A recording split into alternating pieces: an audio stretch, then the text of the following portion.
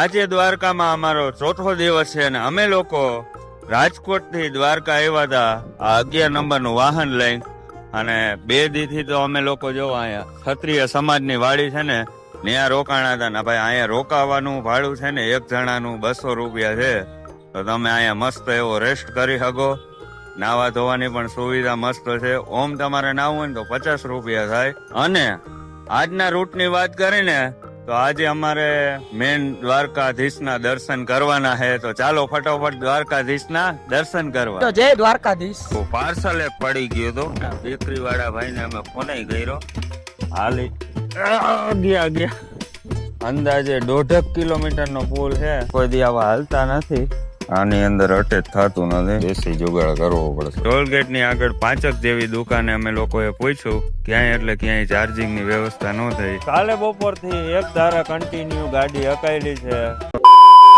ક્ષત્રિય સમાજની વાડી એકદમ એનાથી આ એક શેરી બાજુમાં છે. પરમ દિવસે અમે લોકો આવ્યા હતા તેથી એટલી બધી ટ્રાફિક હતી ને આજ પણ એટલી બધી ટ્રાફિક છે. તમે ખાલી દેખાડો જો કેટલી ટ્રાફિક. અત્યારે તમને નહીં દેખાય પણ હકીકતમાં છે ને આખે ફૂલે ફૂલ ખીચો ખીચ ટ્રાફિક છે. હવે થોડાક આગળ હાલી અને એક ફાયદો તમને કહું ને તો છે ને આ 11 નંબરનું વાહન છે ને ઠેઠ આપણે દ્વારકા લગી અંદાજે આપણે લઈ જવું. એટલે એમ કે જ્યાં લગી પહોંચે ને ત્યાં લગી લઈ જવું.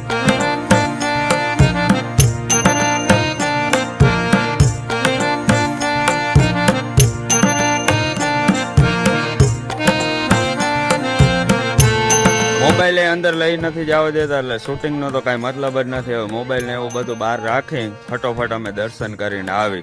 2 hours later. દ્વારકાધીશના દર્શન કરવામાં અંદાજે 2.5 થી 3 કલાક જેવું થઈ ગયું પણ દર્શન કરવામાં ભાઈ 1 જ સેકન્ડ થઈ અને ફટોફટ ધક્કો મારીને બહાર કાઢી મેં કે અહીંયા આવું જ હોય. અને અત્યારે અમે આવી ગયા છે જો સુદર્શન સેતુ એ અને આ છે ગોમતી ઘાટ. અહીંયા જે પવન આવે ઠંડો ઠંડો અને આપણું છે ને 11 નંબરનું વાહન જો આ વ્હાઈટ બિલ્ડિંગ રહ્યું ને એની નીચે પડ્યું. હવે ક્યાં જવું શિવાભાઈ? હવે વિચાર તો સોમનાથ નું હે પાછું કઈ બાજુ હિલાવાનું લઈ જાય. આ ચેલેન્જ ખાલી આપણે છે ને અહીંયા દ્વારકા લગીનો જ હતો.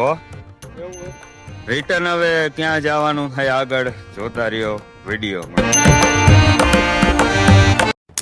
દ્વારકાની અંદર અમને કોણ જોવા મળી ગયો? તમે ભાઈ આના ઇન્સ્ટાગ્રામ ની અંદર ક્યાંક ને ક્યાંક તો વિડીયો જોયા જ હશે.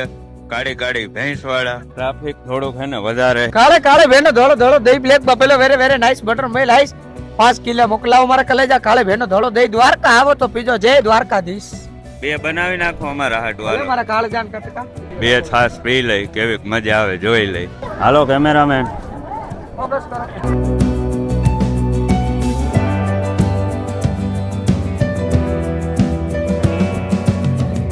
હું તો કહું ભાઈ અહીંયા છે ને એકવાર તો છાસ પીજો. જોરદાર છાસ છે. હવે આ સરસ મજાની જગ્યાને આપણે બાય બાય કરવાનો સમય થઈ ગયો છે. તો હવે ચાલો ફટોફટ નીકળી બહાર. જમણી બાજુ તમે જો વાહનના થઈ ગયા થપે થપા. એટલે આજે જે લોકો આવતા હશે ને એને ઓછામાં ઓછી 2 થી 2.5 કલાક થઈ જાય ખાલી મંદિરે પહોંચતા. અને આ બાજુ તમે જો ને ડાબી સાઈડ તો ત્યાં બધા હેલા જાય છે ને એ લોકો સમજી લ્યો કે વાહનમાં આવ્યો હોય. તહેવાર ઉપર આવો ને તો ભાઈ આ વસ્તુ તો બને. પાર્સલ એક પડી ગયું તો જો આ પાર્સલ મને ને શિવાભાઈ ને જઈ છે. બેકરી વાળા ભાઈ ને અમે ફોન કર્યો. એ ભાઈ એવું કે છે પાર્સલ માંથી તમારે જે જોતું હોય ને લઈ જાઓ. બાકી હું નહીં આવી શકું. આ ઠેઠ પાર્સલ છે દ્વારકાનું.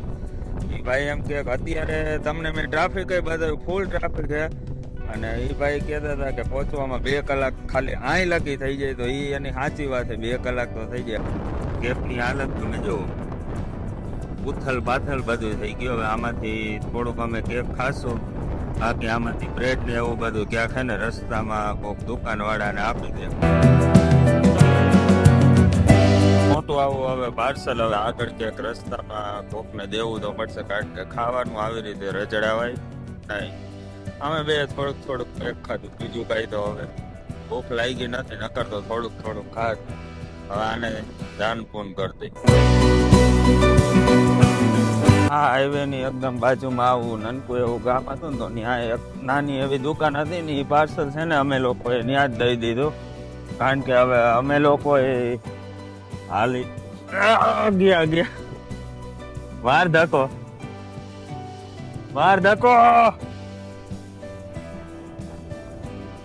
નાનો એવો ઢાળ્યો હતો તો ગાડી ફગી ગઈ. અને અહીંયા જો આ દ્વારકા છે 22 કિલોમીટર, અને અહીંયા છે ને થોડી વારમાં દુકાનનું નામ હતું તો અહીંયા જ દઈ દીધી. સામે પુલ દેખાય ને ત્યાંથી તમે આમ નીચે વળી જાવ ને એટલે સીધું જામનગર ભાટિયા, અને સીધે જાવ ને તો પોરબંદર. શિવાભાઈ નું એવું કહેવાનું થાય કે આપણે જામનગર થી નથી હાલવું, હવે જવું છે જુનાગઢ. અને જુનાગઢ અહીંથી થાય છે 176 કિલોમીટર થાય. તો હવે અમે લોકોએ પાછો રસ્તો આખો ચેન્જ કર્યો છે કે ભાઈ રાજકોટ થી જામનગર ફરી પછી આમ જુનાગઢ જવાનો. 11 નંબરના વાહનને તમે ઠકવાડી દેહો.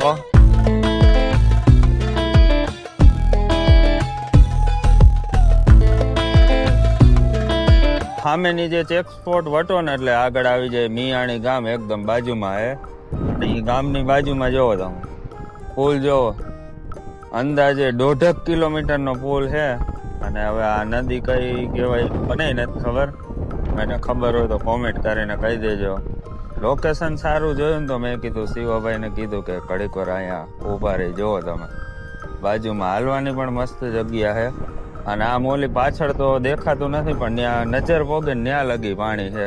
દ્વારકાથી અમે લોકો આવ્યા ને ક્યાંય આવા મસ્ત એવા પહાડ નતા ક્યાંય જોવા મળ્યા. આવી રીતે આમ સીધું જોવા મળે. અને આપણા 11 નંબરમાં વાહનમાં ચાર્જિંગ ની વાત કરીને તો એ હવે 39% વધ્યું છે. અને અત્યારે વાગ્યા છે 3:26. લગભગ મને એવું લાગે છે કે પોરબંદર 11 નંબરનું વાહન પહોંચી જાય શિવાભાઈ. પહોંચી જાય દ્વારકા પહોંચી ગયું તો અહીંયા ન પહોંચું. શિવાભાઈ નો પ્લાન પાછો એને મને આમ ઘુમરે ચડાવે છે. હવે મને એમ કે છે કે જુનાગઢ નથી જવું, સોમનાથ જવું છે. હવે અમે લોકો પોરબંદર પહોંચીને પછી કઈક ચાર્જમાં મેકી અને પછી પાછું નક્કી કરી કે કઈ બાજુ જાય. જો સોમનાથ જવાનું થાય તો આપણે 11 નંબરની ગાડી 2 જ્યોતિર્લિંગના દર્શન કરશે, અને જુનાગઢ જવાનું થાય તો એક જ.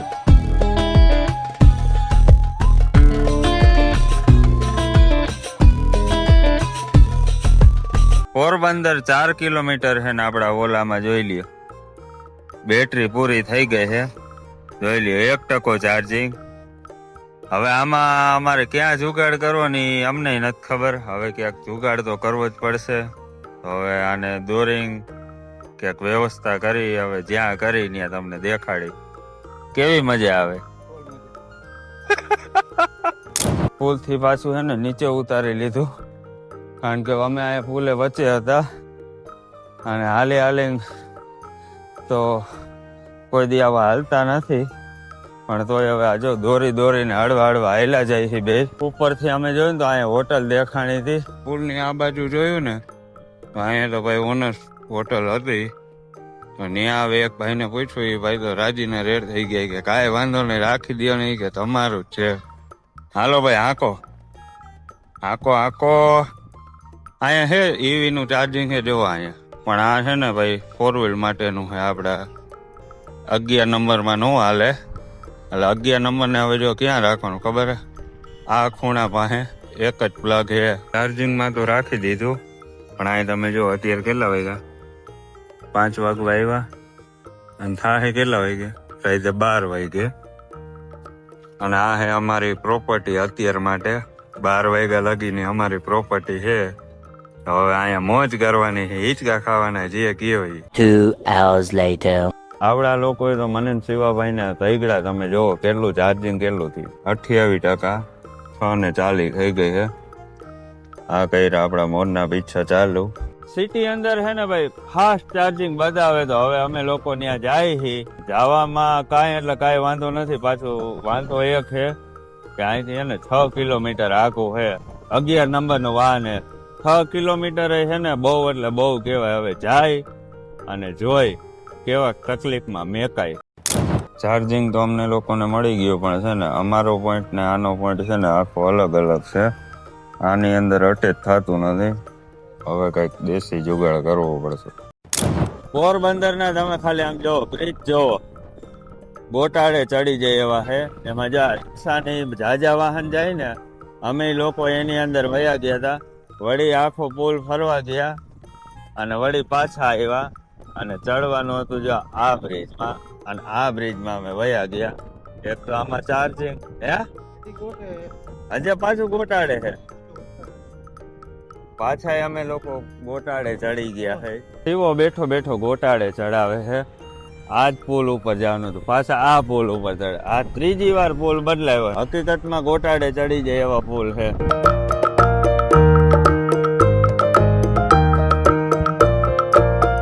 સામે દેખાય ને ઈ હોટલ, એની બાજુમાં રહી ઈ હોટલ, સામે ટોલગેટ દેખાય ઈ, અને ટોલગેટ ની આગળ 5 જેવી દુકાને અમે લોકોએ પૂછ્યું ક્યાંય, એટલે ક્યાંય ચાર્જિંગ ની વ્યવસ્થા ન થઈ. છેલ્લે પછી જો અહીંયા દરગાહ છે ને અહીંયા બહાર આવી રીતે બોર્ડ જોયું ને તો શિવાભાઈ ને કીધું હાલો લગાવો. જો આવો કઈક જુગાડ કર્યો છે. અને અહીંયા રેસ્ટ કરવા માટે અમારે 2 ખૂણચી છે, તો હવે જ્યાં લગી ચાર્જ થાય ને ત્યાં લગી અહીંયા બેઠા રહી. આપણો છે ને ફોન જ બંધ થઈ ગયો. જો આવી જગ્યાએ અમે હલવાણા છે. અને અહીંથી જુનાગઢ હવે કેટલું દૂર છે એ દેખાડી દો હારવાર. જુનાગઢ જો કેટલું હજે બાકી છે, 96 કિલોમીટર બાકી છે. 6 hours later. આ જગ્યાએ બેઠા બેઠા કેટલા વાગી ગયા તમને દેખાડું. જો 1 વાગવા આવ્યો અને ચાર્જિંગ થયું છે 83%. મને અને શિવાભાઈ ને એટલી બધી નીંદર આવતી હતી ને તોય અમે લોકો જાગતા હતા, કારણ કે આ જગ્યા ઓમ તો ભાઈ સેફટી વાળી ન કહેવાય. કારણ એનું એ છે કે થેલો બેલો કઈક ઉપડી જાય ને તો લોચા થઈ જાય. અને હવે અમે લોકો પાછો સફર ચાલુ કરી રાત્રે. હાલો તો જાહુ ને શિવાભાઈ? હે શિવાભાઈ કોઈ દી આવું સ્ટ્રગલ નથી કર્યું ને મેં નથી કર્યું. આખું બધું છે ને આમ જોવો તમે સુમસાન થઈ ગયું. અને અહીંયા જે મંદિર રહ્યું ને આગળ એક, ત્યાં છે ને મામાદેવનું મંદિર છે, ન્યાય અમે ગયા હતા. ન્યાય એક બોર્ડ કે એવું કઈ હતું નહીં. ત્યાં મસ્ત એવી એક ખૂણચી હતી, પણ પછી વળી પાછા આવીને અહીંયા એક તારા રીલું બીલું મોબાઈલમાં જોઈ અને હવે આપણે 11 નંબરનું વાહન ચાલુ કરીને ફટોફટ નીકળી. અત્યારે અમે જે જગ્યાએ ઉભા ને ત્યાંથી જુનાગઢ 90 કિલોમીટર થાય છે. અને 11 નંબરના વાહનમાં 83% બેટરી, એટલે હજે પોગશે તો નહીં જ. હું કેવું શિવાભાઈ? ભાઈ હવે વળી પાછું રસ્તામાં આજે ક્યાંક ચાર્જ કરવું પડશે. મને એવું લાગે કે જુનાગઢ પહોંચતા પહોંચતા સવાર પડી જાય. હવે અહીંથી આ રસ્તો અમારા માટે અજાણ્યો છે. હવે કઈ પ્રકારનો રસ્તો હોય હવે આગળ જાય પછી ખબર પડે.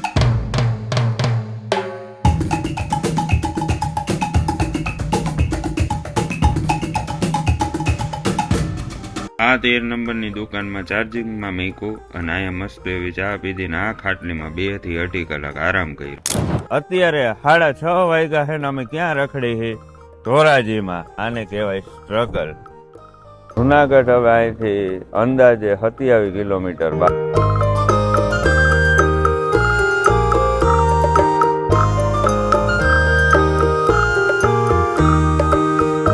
કાલે બપોરથી એક ધારા કન્ટિન્યુ ગાડી હકાયેલી છે અને આજ સવાર પડી ગઈ. એક્ટિવા એક ધારું એમનામ ચાલુ છે. ટોટલ અમે 220 કિલોમીટર કાપ્યું.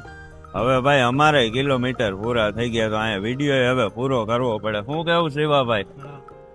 બાકી ભાઈ આગળનું આખું જુનાગઢ એક્સપ્લોર, આખું તો નહીં પણ એમ કે થોડું ઘણું એક્સપ્લોર કરશી એ હવે આના પછીના વિડીયોમાં. વિડીયો ગમ્યો હોય તો વિડીયોને લાઈક કરો, શેર કરો ને સબસ્ક્રાઈબ કરો.